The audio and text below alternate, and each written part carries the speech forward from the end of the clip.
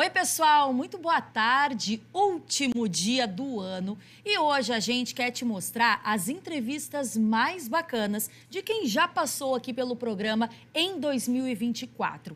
O jornalista e escritor Daniel Scola, que superou um câncer raro e escreveu um livro contando a sua história. Também falamos de polêmica que envolve a educação de jovens, o uso de celular em salas de aula do nosso estado. Outro assunto que sempre ganhou destaque no Conexão RS é saúde mental. A gente ouviu um psicólogo para entender como a pressão por um corpo perfeito afeta o emocional das pessoas, especialmente das mulheres. E 2024 foi marcado por uma crescente do uso de redes sociais e cada vez mais novos influenciadores surgindo. A gente mostrou o papel e o poder que essas pessoas têm de moldar hábitos e consumo. Então, fica com a gente. Eu sou a Bruna Essig e o Conexão RS já começou.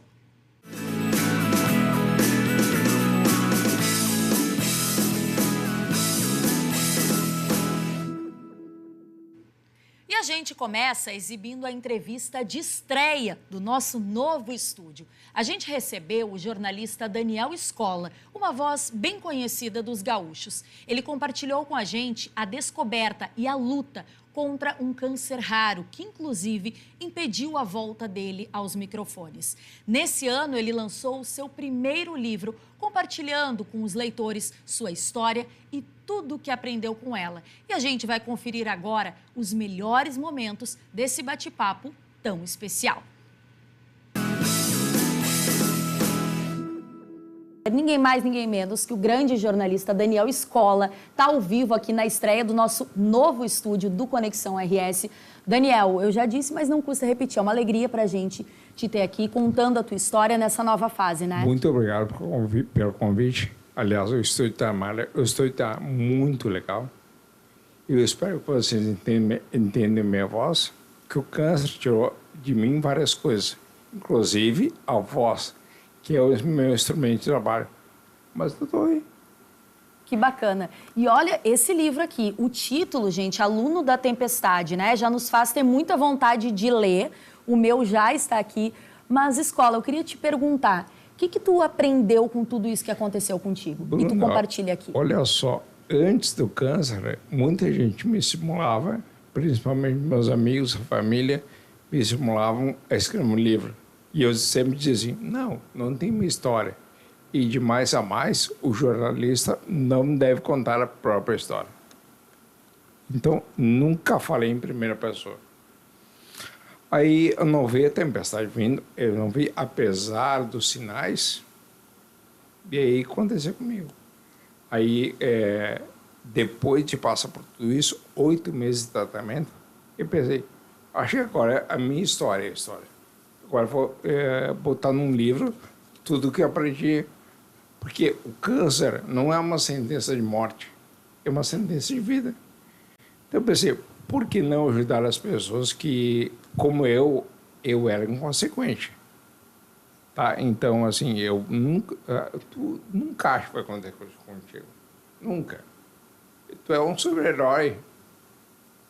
Nunca, sabe, os sinais... Nada. Então, eu era muito inconsequente. E agora eu resolvi escrever esse livro, meu primeiro livro de memórias, contando minha vida, me abrindo para mostrar as lições que eu aprendi e o que pode mudar em relação à saúde. Que bacana. E você dizia, né, os amigos e colegas te estimularam a contar essa história, né? E você, Scola, quem te conhece, eu sou uma fã e te acompanhava desde sempre, desde ali do início da faculdade, sabe do teu comprometimento com a tua profissão, quer dizer, mais de 30 anos de profissão. E queria que você nos dissesse, assim, eu sei que tem uma entrevista com o Manico do Parque, né, que você fez, e uma com o Papa também, né? Isso. Com o Manico foi entrevista. O Papa foi encontro. O Manico é o seguinte, ó, um dia eu estava na redação, num plantão, à noite, 10 da noite, aí ligou um policial militar, um brigadiano, de Itaqui, dizendo que tinha prendido o Manico do Parque. Eu não acreditei. A primeira reação é dizer, não pode ser. Aí eu estava lendo a revista Veja, onde tinha uma reportagem grande, isso em 98. Era uma caçada nacional. E na revista Veja tinha a reprodução da identidade dele. E quando a polícia prende, a primeira coisa que eles pegam é a identidade. Eu disse, olha, me diz a filiação dele. Aí ele leu o nome do pai e o nome da mãe. Eu disse, como é que o cara sabe? Ele só pode ter feito a prisão. Aí eu peguei todos os dados, todas as circunstâncias. Ele foi preso no Rio Uruguai, em Itaqui, o rio que cruza ali, pescando. Aí eu fui para o ar para dar o furo. O jornalista não espera, né? Eu peguei a informação, corri para o estúdio. E aí, logo depois, entrou o plantão da Globo, entrou o plantão do SBT, entrou o plantão de todo mundo. A RBS fretou um avião para a equipe toda ir de Porto Alegre a Uruguaiana, que lá tem aeroporto. Aí de Uruguaiana a Itaqui de carro. Quando eu cheguei em Itaqui, já era 00:30, entrei no ar para dar furo, né, de novo, e falando de lá. Pensei, coisa de 5 minutos, né? Fiquei a madrugada inteira falando. Nossa. Mas com o Papa foi um pouquinho diferente. Eu tinha ido em 2013 para o Vaticano fazer o conclave, a escolha do Papa. Aí fiquei amigo de um padre que era motorista dos cardeais. Na época, os cardeais não davam entrevista. E aí eu me aproximei desse padre, o padre Antônio, que é de Porto Alegre, inclusive, ele me conhecia já. Eu não conhecia ele, mas ele me conhecia pela Rádio Gaúcha. Eu disse, olha, eu gostaria de saber o que eles falam do caminho entre o Vaticano e o Colégio Brasileiro, onde eles estavam. Ele disse, eu te conto, mas não me cita. Fonte é fundamental, né? Preservar a fonte. Aí ele me contou tudo e tal, nada relacionado à escolha, nada, só futebol, nada importante. Daí, quando eu me recuperei do câncer, eu disse para o padre, olha, a primeira viagem internacional que eu vou fazer, ele mora lá, né? A primeira viagem internacional que eu vou fazer vai ser para Roma, a cidade que eu acho mais bonita no mundo. Aí eu fui, um mês antes, ele me pediu o número do passaporte. Eu passei, por quê? Vou tentar marcar um encontro com o Papa, mas não é garantido. E não rolou. Que o Papa não recebe o Escola, a Bruna, ele só recebe o chefe de Estado. Aliás, naquele dia que foi lá, fez um ano agora, dia 16 de outubro de 2023, naquela tarde, o Papa recebeu o rei do Bahrein. Daí eu almocei lá no Vaticano com o Padre Antônio, fizemos o tour não turístico pelos Palácios Apostólicos, lá onde o Papa reza o Ângelus, na janela do prédio, aquele prédio lá, o Palácio Apostólico. Aí de noite nós fomos jantar na casa de Santa Marta, onde mora o Papa. Jantamos no refeitório. Aí estava lá jantando, daqui a pouco entrou o Papa. Nossa. E aí? Eu fiquei muito nervoso, né? E o padre disse, não reage, fica tranquila. Daí não reage, foi ótimo, como é que não vai reagir, né? Melhora. Aí eu fiquei muito nervoso, cruzei os talheres, não mais. E o padre Antônio disse assim, discretamente, levanta, vamos lá fora. Quando o Papa sair, a gente aborda ele. Tipo um quebra-queixo, sabe? Sim. Quebra-queixo de aborda. Aí, uns 15 minutos, mais ou menos, o Papa saiu. Eu, o que eu faço agora? Eu tinha comigo 1 quilo de erva mate, um panfleto com fotos de Porto Alegre e fotos da minha família para abençoar. Aí eu me aproximei, o padre disse, olha, assim, um jornalista brasileiro da minha cidade, passou por um câncer e tal, o Papa me abençoou, recebeu todos os presentes, abençoou as fotos e disse assim, como polenta, para ficar forte. Sim. Mal sabia que eu adoro polenta. Sim. E aí ganhei minha viagem. Então, esse é o desfecho de uma... Que bacana. Que poderia ter sido uma tragédia, né? Mas era para ser. E deixa eu aproveitar e te perguntar, Escola, você contando dessa tua admiração, dessa tua ligação com a fé e tudo mais, isso é algo que você sempre teve? Ou a gente sabe que a doença muitas vezes aproxima as pessoas de algum tipo de fé? Como é que foi isso contigo? Qual era o papel que a fé tinha na tua vida? Eu sou o tradicional católico não praticante. Esses dias uma pessoa me perguntou numa palestra, inclusive, ela perguntou: Deus salvou tua vida? Eu disse: não, quem salvou foi a ciência, a medicina, a evolução da ciência. Tem um toque divino? Talvez tenha. Mas o que foi mais importante foi a ciência e a medicina, que eu sempre vou defender. Então, aqui nesse livro, aqui, são lições que eu aprendi. Uma delas é muito importante. O plano de saúde. Para mim, antes, o plano de saúde era um gasto. Hoje é um investimento. O plano de saúde é aquela coisa do paga para não usar. Paga para não usar. Outra coisa que para mim foi fundamental, rede de apoio, rede de apoio. Então, no meu caso, família, amigos, colegas de trabalho, vizinhos, filhas, ninguém me abandonou. Ninguém. Te dando motivo para continuar também, família. Era sabe, rede de apoio. Tu precisa ir para um hospital, alguém precisa te levar, alguém precisa ficar contigo, entendeu? Eu quase morri. Eu fiz 2 cirurgias. Era previsto que eu fiz uma, quando eu descobri o tumor, fiz uma e o neurocirurgião disse: olha, o neurocirurgião disse, pode dar complicação. E deu. Então eu fiz 2 cirurgias, 30 sessões de radioterapia e 6 ciclos de quimioterapia. Tudo deu 8 meses. E além de entrevistas, a gente também teve muita reportagem bacana aqui no Conexão RS. Uma delas foi em um cenário bem especial e ponto turístico dos gaúchos. A nossa equipe de reportagem foi conhecer um verdadeiro jardim gigante que fica em São Francisco de Paula, na Serra Gaúcha. É o maior parque de flores das Américas, onde ficam nada mais, nada menos que 9 milhões de mudas de flores e 300 espécies de árvores e flores. Vamos rever juntos?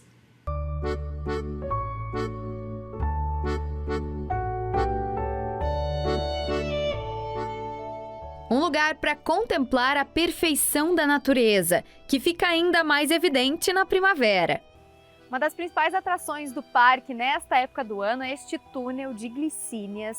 Um aroma maravilhoso, é o 2º maior do mundo. A floração acontece de 15 a 20 dias e a gente ainda conseguiu aproveitar a última semana que o túnel fica florido aqui no parque. São 30 jardins com 9 milhões de mudas plantadas, um gigante colorido de 50 hectares. E para explorar toda essa beleza, pegamos uma carona.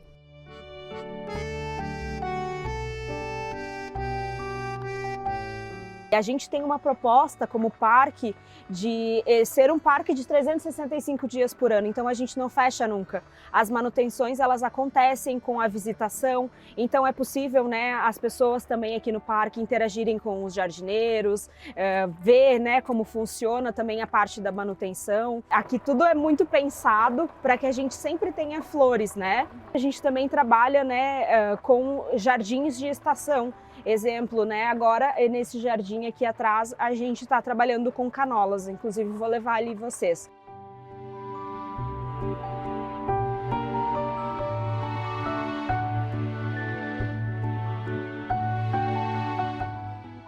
Esse é um jardim que são em formatos de campos, então a gente tem aqui também as passarelas para as pessoas poderem passar. E no inverno, então, nós trabalhamos com as canolas e a partir de novembro a gente tem o espetáculo dos girassóis, que ficam também incríveis para as pessoas poderem aproveitar, inclusive fazer um piquenique, né, no meio dos jardins. Qual que é a reação dos visitantes quando vêm aqui a primeira vez? Então, a gente tem aqui, inclusive, vários relatos de pessoas que já vieram aqui por 5, 6 vezes, de tanto que gostam do parque. Todos os dias a gente consegue ver uma evolução da natureza, as plantas crescem, as árvores, no outono caem as folhas, agora já começou a vir as folhas novamente, então nunca vai ser o mesmo parque, né? E as pessoas realmente saem daqui encantadas, elas sentem, né, e falam muito isso pra gente da conexão com Deus, da conexão com elas mesmas. Hoje a gente vive num mundo, né, tão agitado, então a gente sempre fala até na recepção, né, para as pessoas se desconectarem um pouquinho do mundo externo e se conectar com a natureza. Além das flores, mais de 12.000 árvores foram plantadas. A mata nativa compõe metade da área do parque. Os banhados também foram preservados, um atrativo para visitantes de todas as espécies.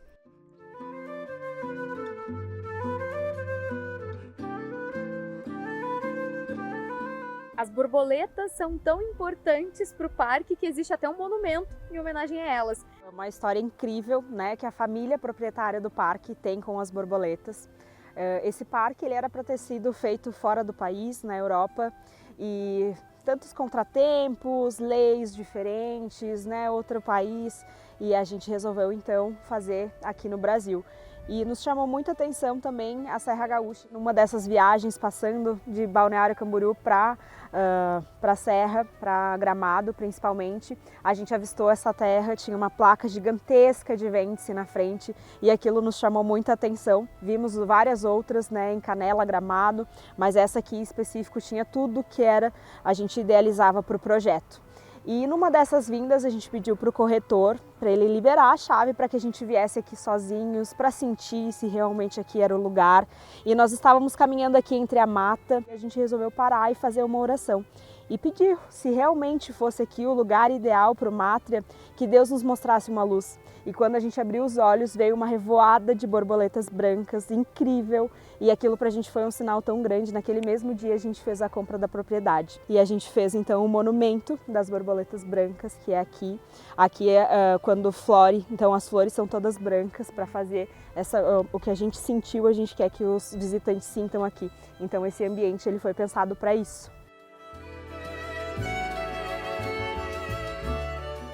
O cuidado com os detalhes faz do parque um lugar mágico, cheio de significados, onde o tempo passa de um jeito diferente, no ritmo da natureza.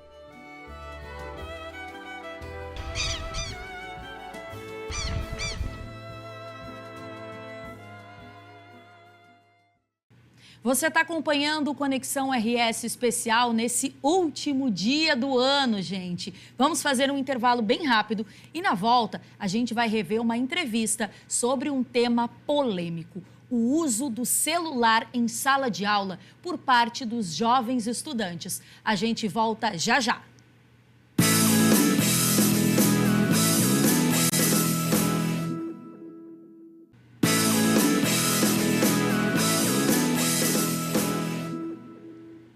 Conexão RS está de volta e agora a gente vai exibir uma entrevista sobre um tema importante, gente, que teve espaço aqui no programa, que é o uso de celulares em sala de aula. A presença constante dos telefones e smartphones na vida dos estudantes coloca em pauta um debate bem acalorado: o uso de celular em sala de aula. Pode ser uma ferramenta poderosa ou uma distração muito perigosa. A Comissão de Educação da Câmara dos Deputados aprovou em 30 de outubro o projeto de lei 104/215, que proíbe o uso de celulares e outros aparelhos eletrônicos portáteis em sala de aula. O projeto, aprovado em votação simbólica na CE, segue para análise da Comissão de Constituição e Justiça, a CCJ. Enquanto o tema tramita no Congresso Nacional, o assunto ganha espaço na imprensa e também nos debates, claro. Recentemente, uma pesquisa do Datafolha mostrou que 62% dos entrevistados apoiam o banimento completo do celular nas escolas. A Unesco reconhece o potencial dos dispositivos móveis para o aprendizado, mas destaca a necessidade de um uso responsável e estratégico. Assunto bastante polêmico, como eu disse, e que a gente discute agora com a doutora em informática na educação da URGS, Alexandra Lorandi, que está ao vivo aqui com a gente. Alexandra, muito bem-vinda ao Conexão RS, obrigada pela tua participação. Primeira pergunta que eu te faço, quando a gente fala desse assunto que é polêmico, que divide, que polariza, acho que dá até para fazer uma comparação aí com a questão política também, né? As pessoas ficam cada uma de um lado. A primeira pergunta que eu te faço é, quando a gente olha para isso, existe certo e errado ou não? Boa tarde, muito obrigada pelo convite, um prazer estar aqui conversando sobre esse tema importante, polêmico, com vocês e necessário.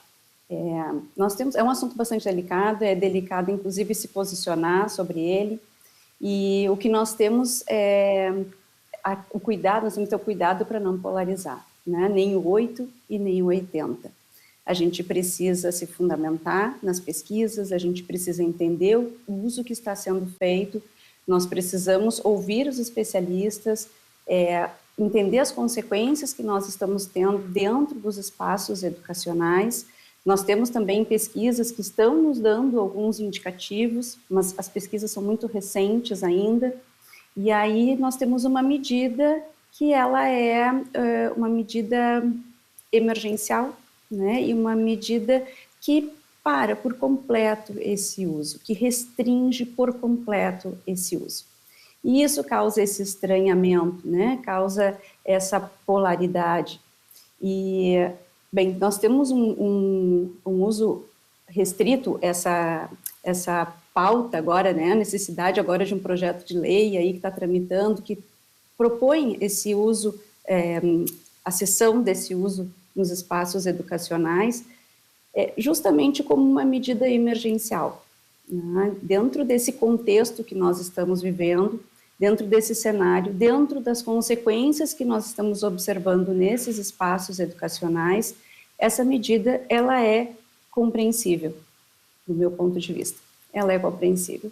Para que a gente pare, para que a gente reorganize essa pauta, para que a gente consiga apoiar os professores, para que a gente consiga dar suporte aos nossos professores, suporte aos nossos estudantes sobre o uso responsável e crítico da tecnologia. Se nós pararmos... desculpa, pode ir? Não, pode, por favor, pode prosseguir. Não, se nós pararmos para pensar, nós mesmos não fomos educados para usar essa tecnologia que está na palma da nossa mão, que está grudada no nosso corpo o tempo inteiro.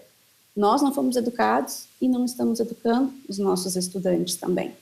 Então, eu sempre ressalto a necessidade urgente de nós implantarmos a política de formação permanente de professores para a educação midiática, para que essa educação consiga chegar aos nossos estudantes. Né? Essa educação permanente, consciente, crítica e analítica da tecnologia, ela é extremamente necessária. Estamos aí com o uso indevido, uso irresponsável e desmedido dessa tecnologia.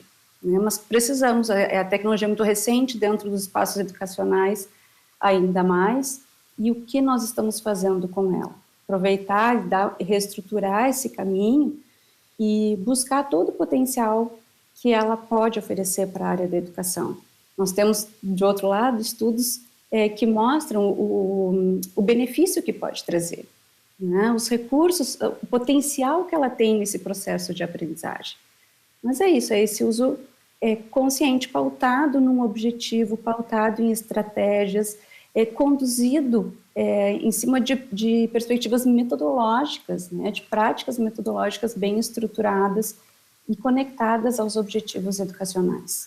Levando isso que você falou, Alexandra, em vista, que tem um potencial, sim, de ser um recurso pedagógico que auxilie. Só que quando a gente olha para o uso, talvez, que muitos estudantes fazem do celular em sala de aula, a gente sabe que está muito mais associado ao quê? A navegação em sites, rede social, Instagram, WhatsApp. Então, acaba que, na prática, a gente sendo muito muito verdadeiro aqui nesse espaço, a gente sabe que os alunos acabam utilizando para isso. E eu acredito que é isso que esse projeto de lei está visando, né? É frear esse uso incorreto em sala de aula. E aí tem um outro ponto importante que a gente fala sobre classe social, quer dizer, será que todos os alunos têm acesso a um bom celular? A gente sabe que em muitos lugares não. Então, isso também, acredito eu, que incluir o celular de fato como um recurso pedagógico obrigatório em sala de aula pode criar uma diferença entre os próprios alunos, porque talvez um tenha um celular, o outro não tem, talvez um tenha um celular com mais recurso e o outro não tem, talvez um tenha um acesso a uma boa internet, o outro não tem. Tu não acredita que a gente pode também, nessa parte de incluí-lo como uma ferramenta pedagógica, esbarrar nisso e isso ser um impeditivo? Acho que tu traz 2 pontos bem importantes, né? Primeiro, traz onde os nossos jovens estão, onde as nossas crianças e os nossos adolescentes estão navegando. E é importante a gente ter consciência de que essas redes sociais, esses aplicativos, os jogos, eles são desenvolvidos para nos manterem conectados, para nos viciarem. O objetivo desses algoritmos é que a gente não desconecte. E isso a gente precisa ter muito claro, né? A questão desse uso em diferentes classes sociais, que é importante que a gente ofereça como uma oportunidade. A gente não pode cobrar esse uso ou esse recurso. O ideal é que o sistema educacional possa proporcionar e que a gente não exija do nosso adolescente essa disponibilidade tecnológica. Né? Porque além do smartphone, eles têm que ter conexão. Muitos deles buscam a conexão hoje nos espaços, inclusive públicos da cidade, que a gente tem disponível, né, para conexão pública e dentro dos espaços educacionais. Muitas escolas conseguem oferecer hoje essa conectividade para eles. Então, a ideia é que a gente use esse recurso dentro da escola, oferecida pela escola.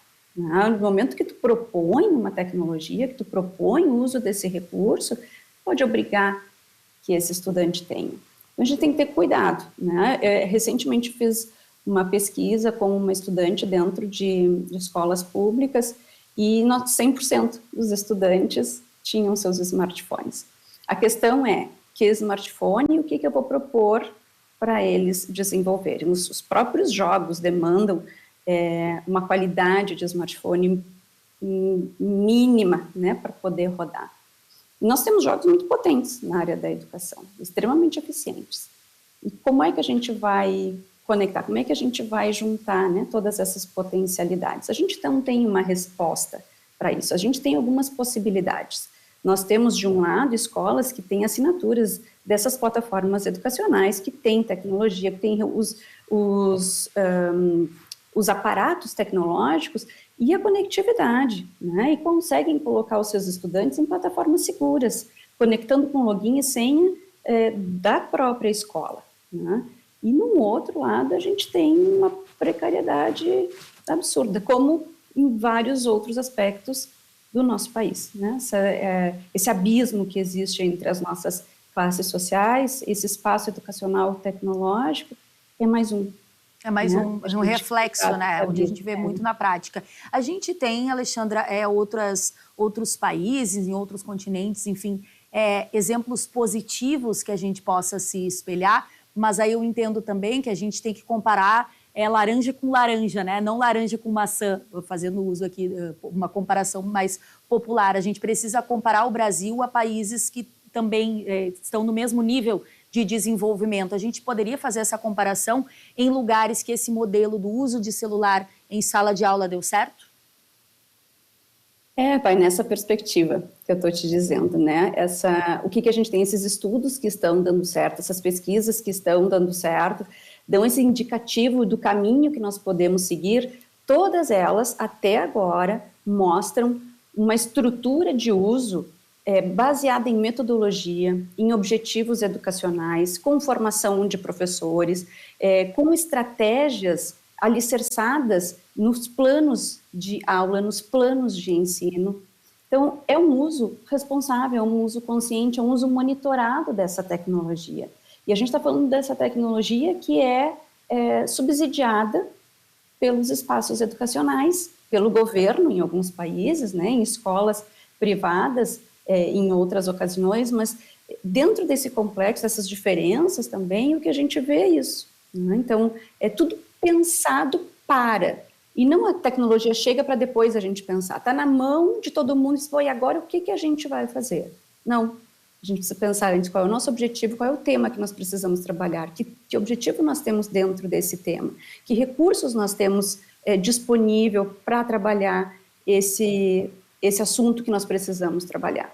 Que recursos, que softwares, que aplicativos nós temos. E aí montar as estratégias educacionais sendo acompanhadas por esses profissionais da área da educação. E além de entender melhor possíveis mudanças em regras e legislações que mexem com o dia a dia, a gente também falou muito de saúde mental. Outro assunto que tem grande influência na rotina de muita gente. A gente vai rever agora a entrevista que fizemos para entender qual o impacto que a busca pelo corpo perfeito tem na saúde emocional. E a busca pelo corpo perfeito é um assunto que está sempre em alta, né, gente? Mas especialmente nos últimos anos, onde a exposição do corpo com as redes sociais ela é muito maior. A Sociedade Brasileira de Cirurgia Plástica mostra isso em números. Ano passado, mais de 2 milhões de pessoas realizaram cirurgia plástica. Pois é, o tema é polêmico, mas é importante a gente lembrar aqui também que tem muitas pessoas que têm aí autoestima elevada, renovada, porque puderam ter acesso a uma cirurgia plástica. O que a gente quer entender aqui hoje é qual o limite para isso, até que ponto a pessoa está exagerando nesses procedimentos cirúrgicos. E para isso a gente chamou um convidado muito especial, que é o psicólogo Aleph Lemos, que vai entrar ao vivo agora aqui com a gente no estúdio. Por favor, Aleph, muito boa tarde, viu? Boa tarde, seja bem-vindo. Fica à vontade, Aleph, vamos conversar um pouquinho. Tá. Antes de mais nada, eu quero que você fale para a nossa audiência. A gente conversava desse trabalho interessante que você tem com pacientes pós-bariátricos, né? Quer dizer, tem toda uma questão de obesidade envolvida, é um público que precisa dessa autoestima, que muitas vezes nem existe e a cirurgia proporciona que ela exista. Queria que você falasse um pouquinho da tua vivência nesse dia a dia. Muito boa tarde, bem-vindo. Boa tarde, obrigado, Bruna, pelo convite. Agradeço também todo o estúdio, né, pelo convite. Trabalho, sim, com cirurgia bariátrica há algum tempo, né? Eu comecei na residência no Hospital de Clínicas de Porto Alegre, em que lá eu desenvolvi um trabalho com a equipe de cirurgia do aparelho digestivo, né? Fazendo uma avaliação pré-operatória dos pacientes que precisam fazer a cirurgia bariátrica e um acompanhamento no pós-operatório, né? Então, o que a gente observa dessas cirurgias, né? A cirurgia para obesidade, a cirurgia bariátrica, é que um dos grandes motivadores, claro, são questões de saúde, né? Questões que precisam de uma atenção médica especializada, mas também questões que envolvem a saúde mental, né? Que envolvem principalmente a preocupação com a aparência, de partes específicas do corpo, uma insatisfação corporal muito grande, que muitas vezes faz com que as pessoas se motivem a buscar o tratamento cirúrgico para a obesidade, né? Então, o que a gente também observa é que é um procedimento cirúrgico que modifica muito a percepção de si e muito rápido, né, em pouco tempo, né? A gente diz que demora bastante para a pessoa se habituar, né, ao novo corpo que ela tem em função da perda de peso muito acelerada, muito rápida, né? Então, estudos em imagem corporal, né, são importantes nesse sentido, né? Então, a gente vem desenvolvendo também dentro da Universidade Federal do Rio Grande do Sul, pesquisas na área de imagem corporal para também verificar como é que está a insatisfação e distorção de imagem nesses pacientes no período pré- e pós-operatório de cirurgia bariátrica. Perfeito. E falando dessa parte, Aleph, de imagem corporal, né? Ampliando um pouco, saindo só dessa parte da bariátrica, mas indo para cirurgias estéticas em geral. A gente tem uma crescente, como eu disse antes. Por um lado, é bom, porque é um sinal que as pessoas estão tendo acesso, é importante, muitas vezes tem coisas no corpo que somente a cirurgia plástica consegue resolver, mas, por outro lado, tem pessoas que exageram, quer dizer, e a cada ano um procedimento novo, enfim. Queria te perguntar o seguinte, pela tua experiência, até como psicólogo também, o que tu percebe? Qual é o contexto que essas pessoas que exageram em procedimentos estéticos, qual é o contexto, qual é a autoestima, qual é o padrão, qual é a saúde mental que essas pessoas estão, no que elas acreditam, enfim, que a levam a quase que perder o freio mesmo e fazer muito procedimento e às vezes sem necessidade. Sim, as pessoas que buscam procedimentos estéticos é porque estão preocupadas com partes específicas do corpo e insatisfeitas com o corpo atual, né? Então, por isso buscam uma melhoria em termos de aparência e também, né, da forma como é vista pelo outro, né? Então, o que a gente observa em termos de prevalência de satisfação corporal entre mulheres no Brasil, né, são dados alarmantes, assim, né? Cerca de 70% das pessoas têm algum tipo de insatisfação com a imagem corporal, né? Então, uma imagem corporal negativa está muito associada, né, a outras psicopatologias, outros sintomas psíquicos e sofrimentos da nossa contemporaneidade, né? Por exemplo, né, a depressão, né? Então, um isolamento social, uma vergonha do próprio corpo, né, uma preocupação excessiva em relação à aparência, às vezes é uma fuga em relação ao espelho ou um modo exagerado de se olhar o tempo todo ao espelho em partes específicas do corpo, né? Às vezes, uma cirurgia plástica, ela vem no sentido de trazer uma maior autoestima, como tu bem comentaste, assim.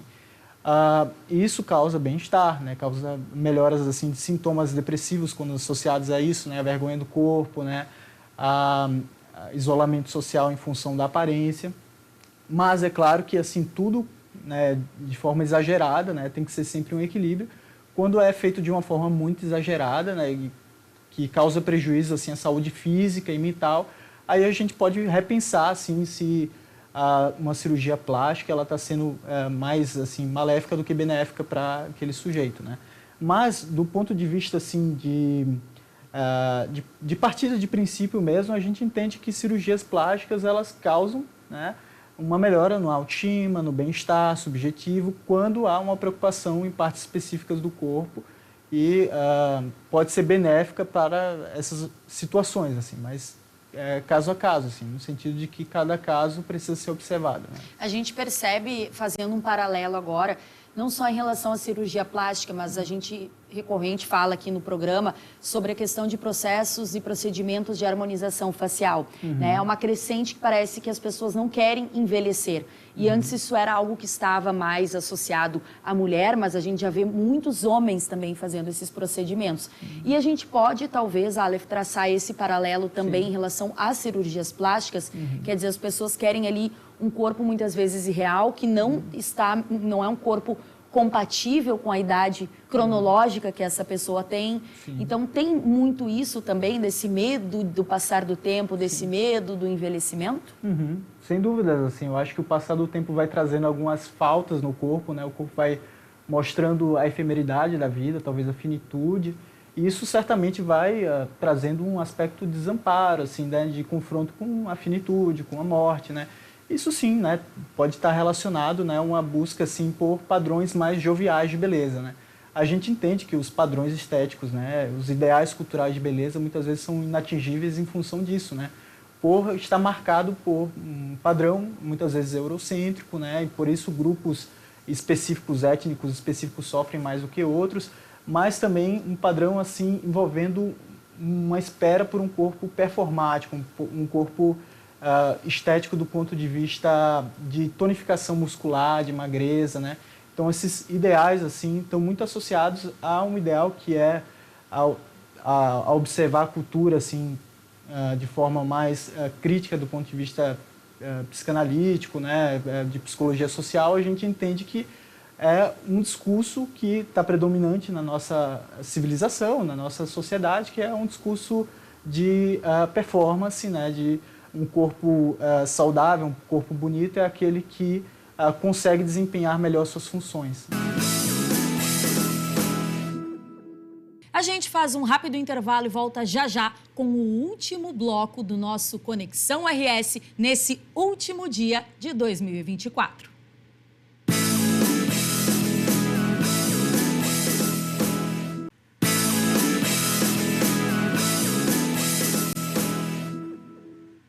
Estamos de volta e 2024, gente, foi mais um ano marcado pelo crescimento das redes sociais e surgimento de novos influenciadores.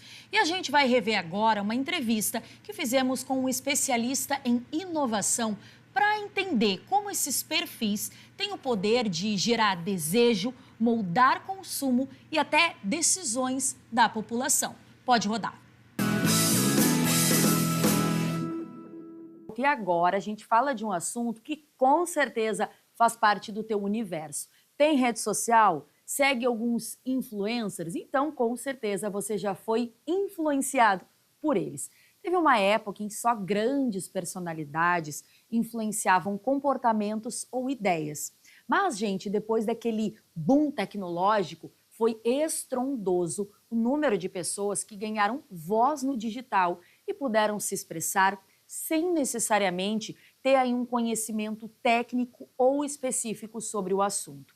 Um estudo feito em 2022 pela Nielsen, líder global em percepções, dados e análises de audiência, mostra que o Brasil tem 500 mil influenciadores digitais com mais de 10 mil seguidores. O número supera o total de engenheiros civis, dentistas e arquitetos e empata apenas com um contingente de médicos. Com milhares e até milhões, de seguidores, esses perfis influenciam diretamente nas decisões de compra da população, além do que as pessoas pensam sobre diversos assuntos, entre eles a política. Então, o que a gente vai entender nessa entrevista de hoje é qual o papel atual dos influenciadores, como eles moldam o consumo e a opinião pública em temas mais sensíveis, e um deles eu acabei de comentar com vocês, a própria política. Para isso, a gente chamou ele, o Felipe Santos, que é consultor de inovação e transformação. Felipe, boa tarde, obrigada pela tua participação. Gostei muito do teu microfone, viu? Obrigada por estar com a gente aqui ao vivo mais uma vez, para falar de um assunto tão importante, Felipe? Queria te perguntar primeiro, qual é o papel desse novo influencer digital, independente da questão da idade, mas o papel que hoje ele assume, qual o papel que ele se presta hoje nas redes sociais? Boa tarde para ti. Boa tarde, Bruna. Obrigado pelo espaço para a gente poder refletir sobre um assunto tão importante. E é exatamente o que você falou. A palavra-chave digital, ela não tem mais volta. Nós vivemos como mundo revoluções agrícolas, revoluções científicas, revoluções industriais entre os séculos 17 e 20. Hoje a gente está no meio de uma revolução digital. E na rede social, a gente tem um valor muito importante dentro da revolução que é digital. Não tem como falar sobre revolução digital sem falar sobre as redes sociais. Só que o primeiro elemento que eu queria destacar aqui é que a gente não percebeu quando o nome de rede social mudou para mídia social. Simplesmente porque nas redes sociais nós tínhamos nossos perfis pessoais, víamos muitos conteúdos de amigos, Só que as empresas começaram a criar seus perfis, pessoas começaram a criar conteúdos, a publicidade foi ganhando impulso, tráfego pago, como chamamos, e as redes sociais evoluíram para mídias sociais. Essa mudança de nomenclatura é também uma mudança de paradigma e a tal da influência, como você destacou, que já existia no mundo desde os primórdios. Ela ganha um contorno de influência online, influência digital, e com uma estatística importante. O Brasil é um dos países que mais fica conectado na internet. Em alguns relatórios, dizendo aí 9 horas por dia, somados mobile, os dispositivos móveis, e computador. Então, não é à toa que a frase que diz que a atenção é o ativo mais caro do século XXI deriva dessa pauta que a gente está tratando aqui. Com certeza, Felipe. E é uma coisa importante da gente falar também, como você disse, quer dizer, esse papel de influenciar existe desde que o mundo é mundo. A diferença é que antes a gente fazia isso no off, hoje a gente faz isso no on. E eu queria te perguntar qual é o papel desses influenciadores, essa parte que preocupa também, que é muito sensível, quanto à responsabilidade social que essas pessoas têm, uma vez que elas estão ali dando opinião, embasando, defendendo marcas, defendendo produtos, defendendo políticos. Como é que tu enxerga tudo isso, esse papel e essa noção mesmo de responsabilidade que as pessoas têm que ter, uma vez que alguém... E aí a outra coisa importante da gente falar aqui, você falou do Brasil e esse dado assusta, porque o Brasil, ao mesmo tempo que ele é o país onde as pessoas mais passam tempo no celular, também é um dos países com mais desigualdade social. Então, vamos pensar o seguinte, uma pessoa ali que talvez não tem tanto senso crítico, não tem tanto estudo, está ali vendo algo, consumindo algo e tomando aquilo como verdade, o que ela está ouvindo e o que ela está lendo. Você não acha que isso é perigoso também, Felipe? É verdade, você levantou 2 pilares aí e eu poderia contribuir com o terceiro. Essa pauta é sobre a questão digital, tempo de tela, que comentamos aqui. A segunda, a questão social, que você falou, da desigualdade. A terceira que eu colocaria, questão mental. O Brasil lidera em muitas pesquisas mundiais o índice de ansiedade, em alguns olhares na questão de depressão, burnout. Então, nessas 3 análises, nós temos aí preocupações para que a gente possa saber lidar com as oportunidades de maneira ética, responsável, saudável.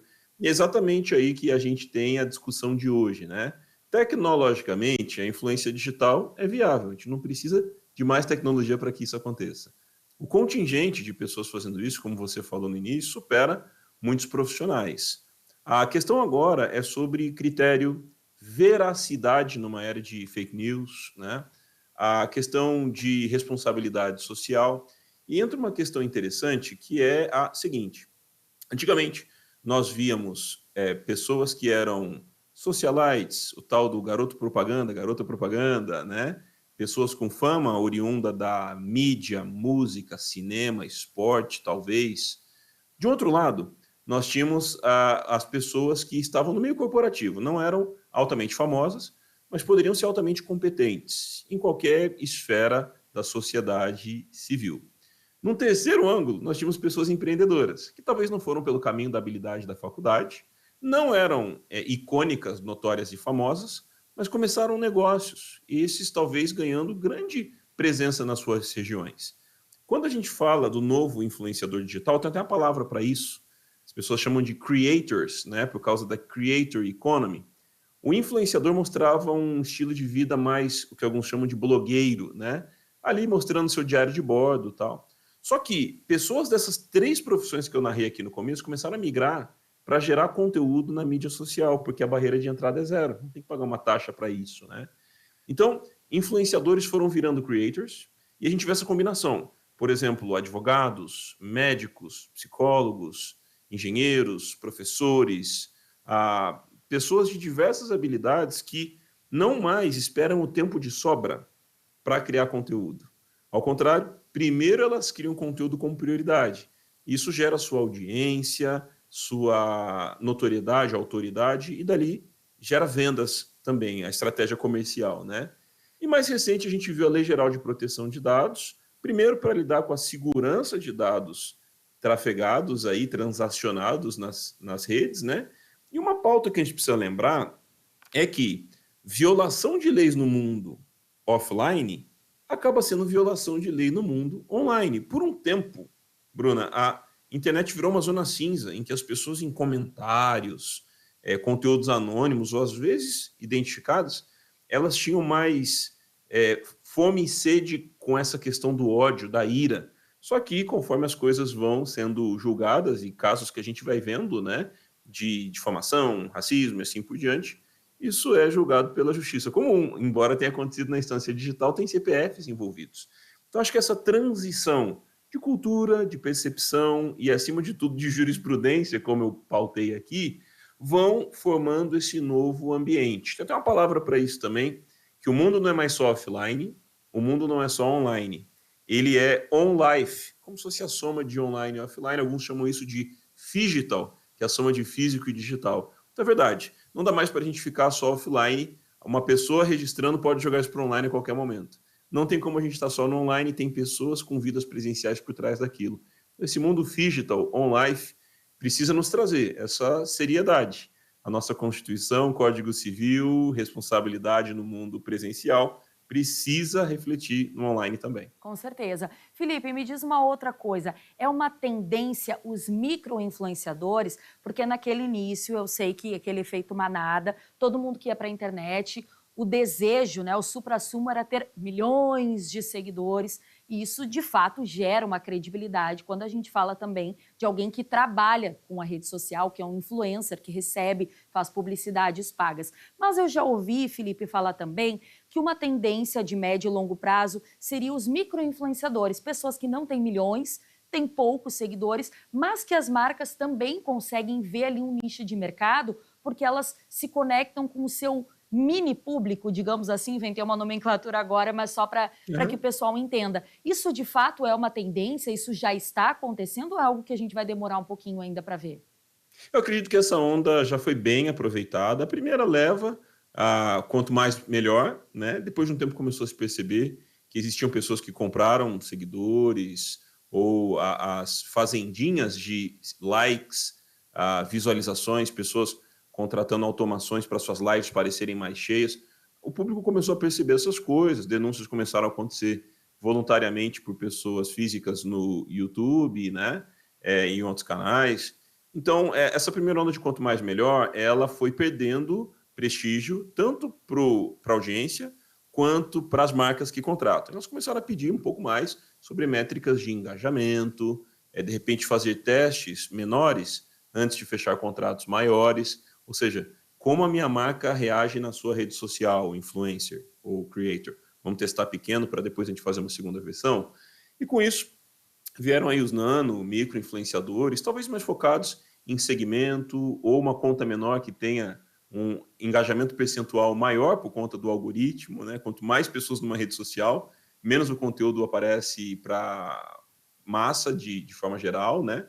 Então, eu vejo que a onda de hoje, ela tem um pouco mais a ver com a mão contrária. Antes, influenciadores ou creators, numa leitura mais atualizada, divulgavam a marca dos outros.